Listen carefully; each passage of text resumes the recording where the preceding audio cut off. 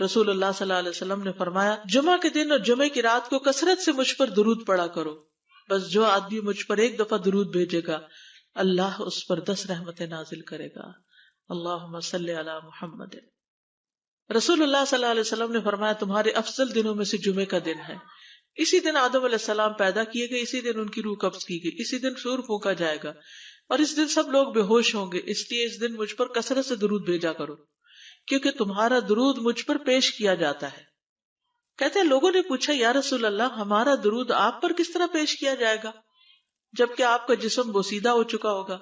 تو آپ نے فرمایا بے شک اللہ عز و جل نے انبیاء کے جسموں کو زمین پر حرام کر دیا ہے، یعنی فرشتوں کے ذریعے آپ تک درود پہنچایا جاتا ہے. انبیاء کے جسموں کو مٹی نہیں کھاتی، صحیح سلامت ہوتے ہیں ان کے جسم. سورۃ الکہف پڑھنا، نبی صلی اللہ علیہ وسلم نے فرمایا جو شخص جمعہ کے دن سورۃ الکہف پڑھتا ہے تو اس کے لیے دوسرے جمعے تک نور روشن رہتا ہے. غسل کرنا، ہر بالغ پر جمعہ کے لیے جانا ضروری ہے اور ہر وہ شخص جس پر جمعہ کے لیے جانا ضروری ہے اس پر غسل ہے، یعنی اس کو لازمی غسل کرنا چاہیے، اللہ یہ کہ کوئی مجبوری ہو. تو آپ اپنا اسکیجول اس طرح بنائیں نا کہ جیسے اگر آپ ہر روز نہاتے پھر تو کوئی مسئلہ نہیں، لیکن اگر آپ ایک دن چھوڑ کے ایک دن نہاتے ہیں تو آپ پھر اس طرح اسکیجول کریں کہ جیسے آپ منڈے کو نہائے، پھر وینسڈے کو نہائے، پھر جمعے کو نہائے، پھر آپ سیٹرڈے سنڈے اگر نہیں بھی نہاتے پھر منڈے. تو اس طرح آپ جمعے کو مس نہیں کریں گے. یہ نہیں کہ جمعرات کو نہا کے جمعہ کو چھوڑ دیا یا جمعہ چھوڑ کے ہفتے کو نہائے، ایسا نہیں کرنا چاہیے.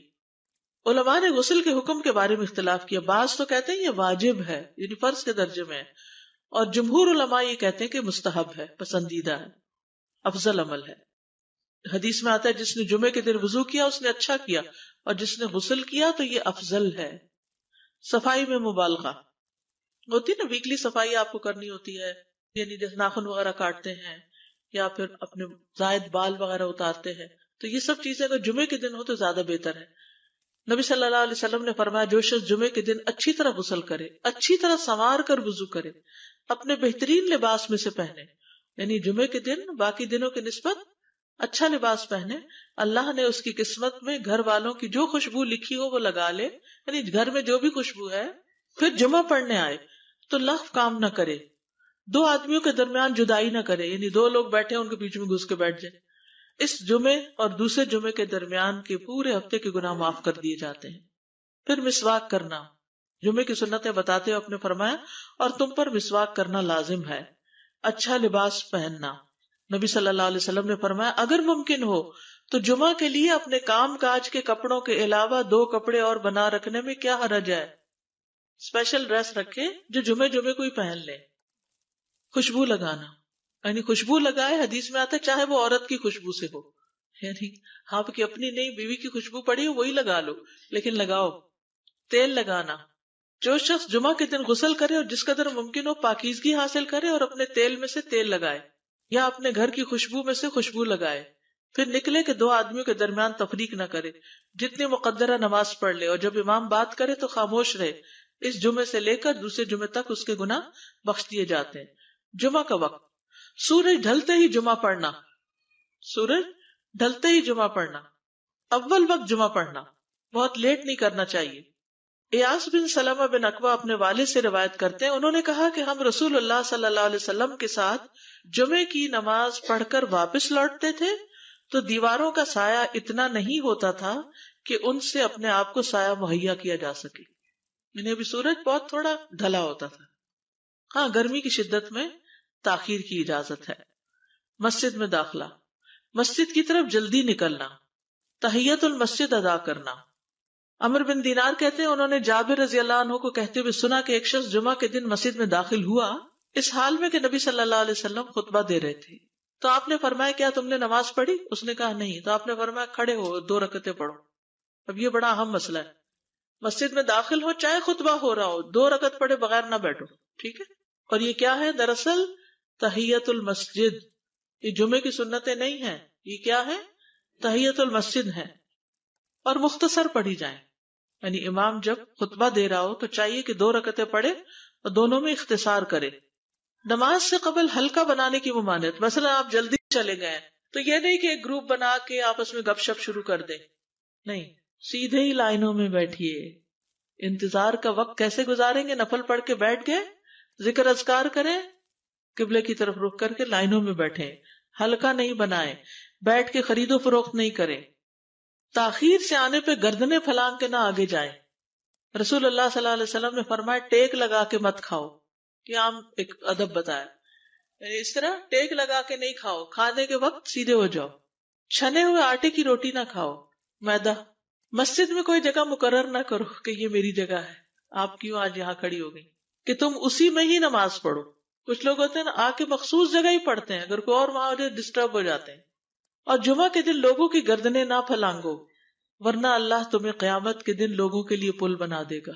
کیونکہ بہت اذیت کی بات ہے نا، آپ بیٹھے ہیں لوگ باقاعدہ بازو کا کندھوں پہ ہاتھ رکھ کے اس کو تنگ کر اس کو تنگ کر، تو یہ نہیں کرنا چاہیے۔ اگر آپ کو اٹھنا بھی پڑ گیا بیچ میں تو واپسی پہ پیچھے کھڑے ہو جائیے، اگلی لائن مل جائے گی۔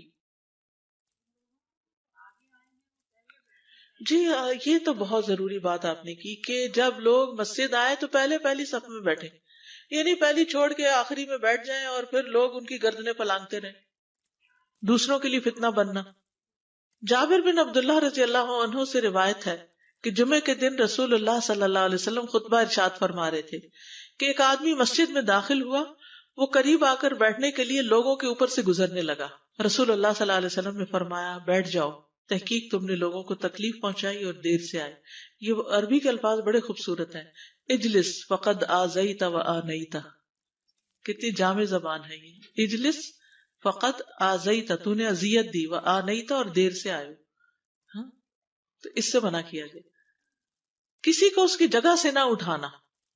جابر رضی اللہ عنہ نبی صلی اللہ علیہ وسلم سے روایت کرتے ہیں، آپ نے فرمایا تم میں سے کوئی شخص جمعہ کے دن اپنے بھائی کو کھڑا نہ کرے کہ پھر دوسری طرف سے آ کر اس کی جگہ پہ خود بیٹھ جائے، بلکہ جو آئے وہ کہے جگہ کشادہ کرو، ہمارے لیے بھی جگہ بناؤ، یہ کہے۔ خطبہ جمعہ اور اس کے آداب۔ خطبہ جمعہ کی اہمیت، جب اذان ہو جائے تو کیا کرے انسان؟ مسجد کی طرف دوڑ پڑے۔ تو مسجد میں جماعت تو نہیں ہو رہی ہوگی، پہلے کیا ہو رہا ہوگا؟ خطبہ ہو رہا ہوگا۔ امام کا خطبے سے پہلے سلام کرنا۔ نبی صلی اللہ علیہ وسلم جب ممبر پر چڑھتے تو حاضرین کو السلام علیکم کہتے۔ امام کا کھڑے ہو کر خطبہ دینا۔ رسول اللہ صلی اللہ علیہ وسلم کھڑے ہو کر خطبہ دیتے، پھر بیٹھ جاتے، پھر کھڑے ہوتے اور کھڑے ہو کر خطبہ دیتے، یعنی بیچ میں تھوڑا سا بیٹھ بھی جاتے تھے۔ جس نے تمہیں یہ خبر دی کہ آپ بیٹھ کر خطبہ دیتے تھے تو تحقیق اس نے جھوٹ بولا۔ بس یقیناً اللہ کی قسم میں نے آپ کے ساتھ 2000 سے زائد نمازیں پڑھی ہیں، یعنی جن میں بہت سے جمعے بھی آئے ہیں، تو ایسا کچھ نہیں۔ امام کا 2 خطبے دینا، یعنی کھڑے تھے پہلے، پھر ذرا بیٹھ گئے، پھر دوسری دفعہ اٹھے تو یہ 2 خطبے ہو گئے۔ مختصر خطبہ دینا۔ آپ کے خطبات چند کلمات ہوا کرتے تھے، بہت لمبی تقریریں نہیں۔ آپ کا خطبہ درمیانہ ہوتا تھا۔ نبی صلی اللہ علیہ وسلم نے فرمایا آدمی کا نماز کو لمبا کرنا اور خطبے کو مختصر کرنا اس کی سمجھداری کی علامت ہے۔ بس نماز لمبی کرو اور خطبہ مختصر کرو، کیونکہ بعض بیان جادو جیسا اثر رکھتے ہیں، یعنی تھوڑا بھی بات کرو گے تو دل میں چلی جائے گی۔ نماز پہ زیادہ توجہ۔ نبی صلی اللہ علیہ وسلم کا خطبے میں سورۃ قاف پڑھنا۔ حارثہ بن نعمان کی بیٹی سے روایت ہے، کہتی ہے کہ میں نے سورۃ قاف رسول اللہ صلی اللہ علیہ وسلم سے سن کر حفظ کر لی۔ آپ ہر جمعے کو خطبے میں پڑھا کرتے تھے۔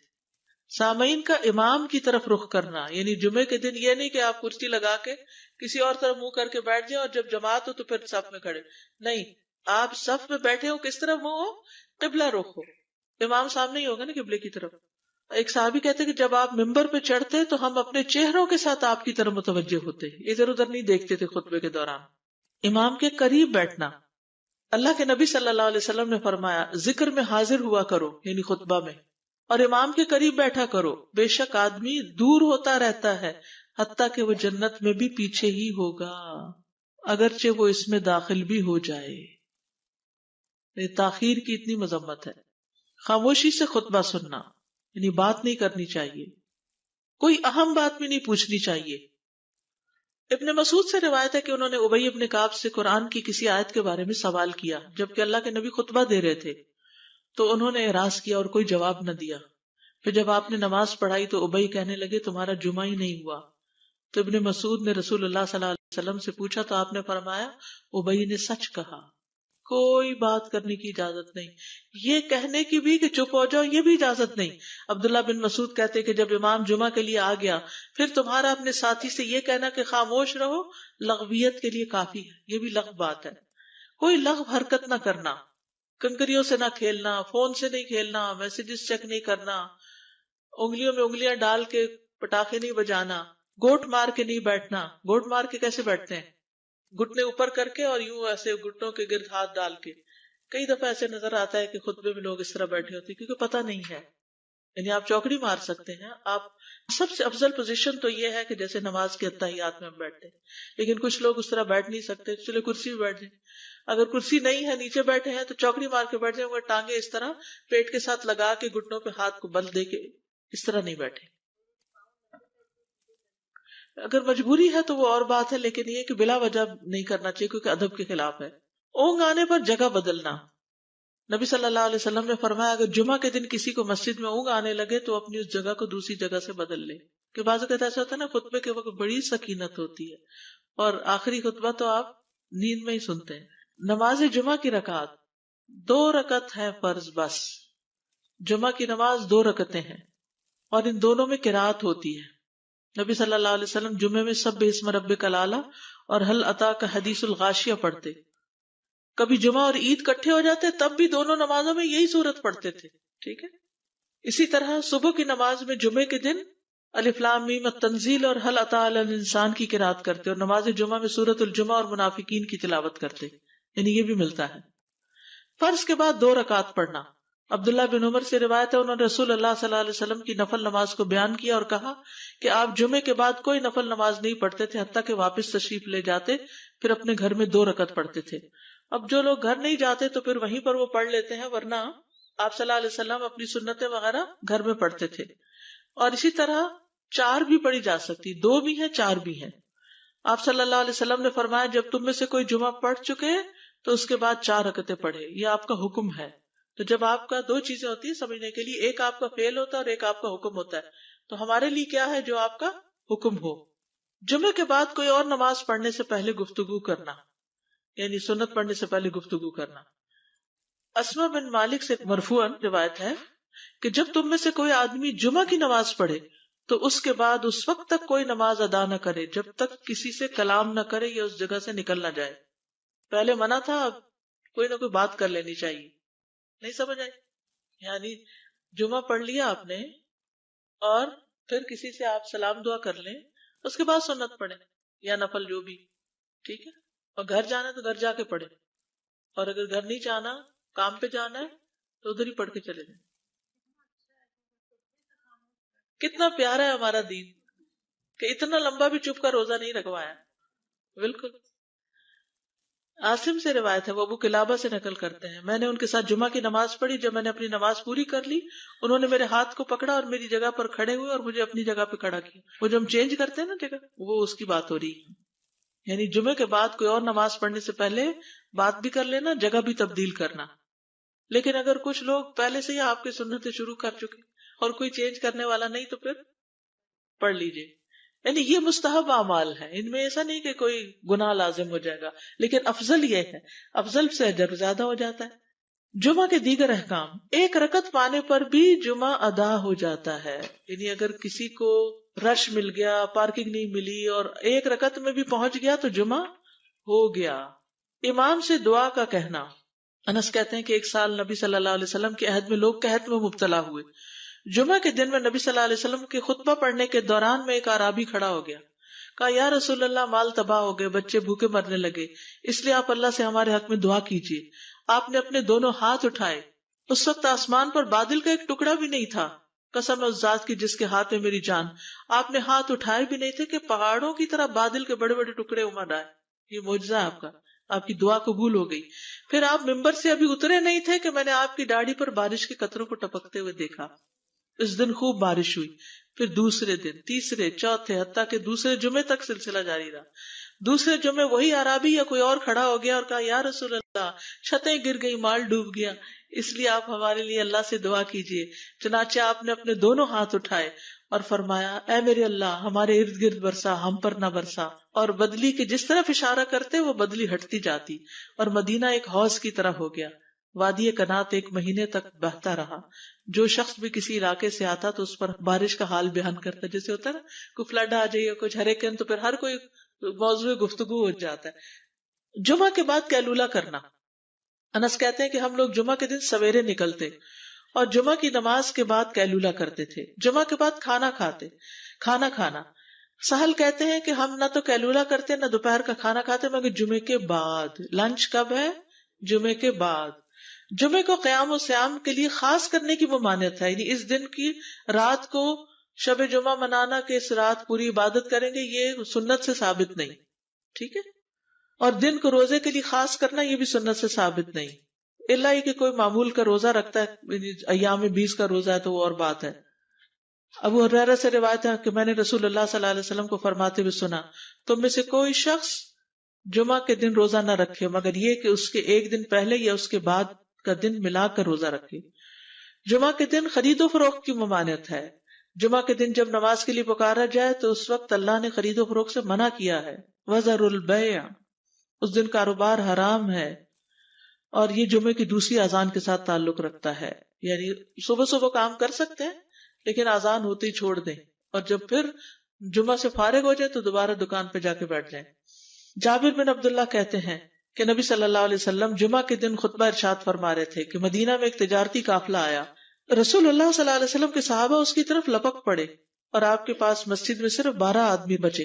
تو رسول اللہ صلی اللہ علیہ وسلم نے یہ صورت دیکھ کر فرمایا، اس ذات کی قسم جس کے ہاتھ میں میری جان ہے، اگر تم سارے کے سارے چلے جاتے اور کوئی بھی باقی نہ بچتا تو اس وادی میں آگ بہ پڑتی. یعنی اتنا بڑا جرم ہے یہ. پھر یہ آیت نازل ہوئی، وَإِذَا رَأَوْا تِجَارَةً أَوْ لَهْوًا انفضوا إِلَيْهَا وَتَرَكُوكَ قَائِمًا، جب وہ کوئی سودا بکتا دیکھیں یا کوئی تماشا نظر آ جائے تو اس کی طرف دوڑ جاتے ہیں اور آپ کو کھڑا ہی چھوڑ دیتے ہیں. راوی کہتے ہیں جو 12 آدمی رسول اللہ صلی اللہ علیہ وسلم کے ساتھ رہے ان میں ابو بکر اور عمر رضی اللہ عنہ بھی شامل تھے.